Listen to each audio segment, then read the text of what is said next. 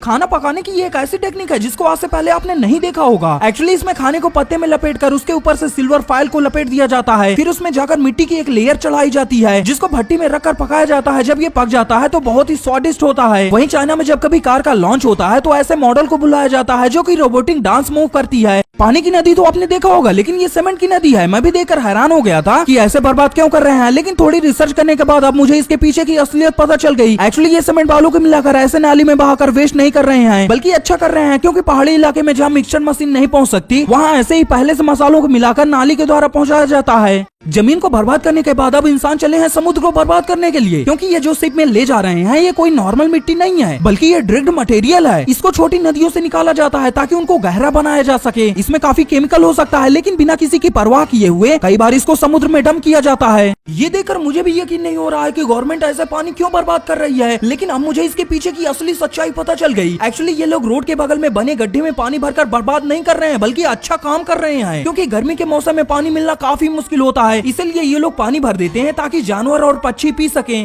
पहली बार देखकर मुझे भी लगा कि अमेरिका पागल हो गया, वो अपने नदियों में ग्रीन कलर डाल रहा है। इसे देखकर तो कोई भी यही सोचेगा, लेकिन अब मुझे इसके पीछे की असली सच्चाई पता चली। एक्चुअली अमेरिका अपने शिकागो शहर की रिवर को साल में एक बार ग्रीन कलर करता है। ये कलर वेजिटेबल बेस्ड होता है जो किसी को नुकसान नहीं पहुंचाता। ये इसलिए किया जाता है क्योंकि उस दिन शिकागो शहर पैट्रिक डे मनाता है। देखो, कई बार लोगों के टॉयलेट पाइप से सांप या फिर चूहा जाता है, जिससे बचने के लिए मार्केट में एक कमाल का गैजेट आ चुका है जिसमें ऑटोमेटिक डोर सिस्टम होता है, जिसको घर के बाहर के पाइप में लगा दे तो कचरा तो बाहर निकल जाएगा, लेकिन इससे कुछ घुस नहीं पाएगा। वही देखो, चाइना की एक ऐसी निंजा टेक्निक है जिसमें गरीब लोगों के घर भी कबाड़ में पड़े बोतल से सस्ते बना देते हैं और इन्वायरमेंट को भी इससे फायदा होता है। मैं भी ये देखकर हैरान हो गया था कि ये लोग अपने बालों में ग्लू क्यों लगा रही हैं। फिर थोड़ी रिसर्च करने के बाद मुझे इसके पीछे की असली सच्चाई पता चली। एक्चुअली ये लड़कियां कोई नॉर्मल लड़कियां नहीं हैं, बल्कि ये प्रोफेशनल स्विमर हैं। ये लोग अपने बालों में इसलिए चिपचिपा सब्सटेंस लगाती हैं ताकि स्विमिंग के दौरान इनके बाल एक ही जगह में फिक्स रहें। ये एक ऐसी निंजा टेक्निक है जिसको बहुत कम लोग जानते हैं। ये लोग भूसे में कीचड़ छिड़क कर उसे खराब नहीं कर रहे हैं। एक्चुअली ये किसान जब भूसे की ढेर में कीचड़ छिड़कते हैं तो वो सूख कर एक लेयर बना देता है जो कि आंधी और बारिश से बचाता है। वहीं देखो, अफ्रीका में कितनी आसान ट्रिक यूज की जाती है मेहंदी लगाने के लिए। ये लोग पहले तो टेप की मदद से उसमें डिजाइन बनाते हैं, फिर लेप लगा देते हैं मेहंदी का, और जब सूख जाता है तो टेप को निकाल देते हैं।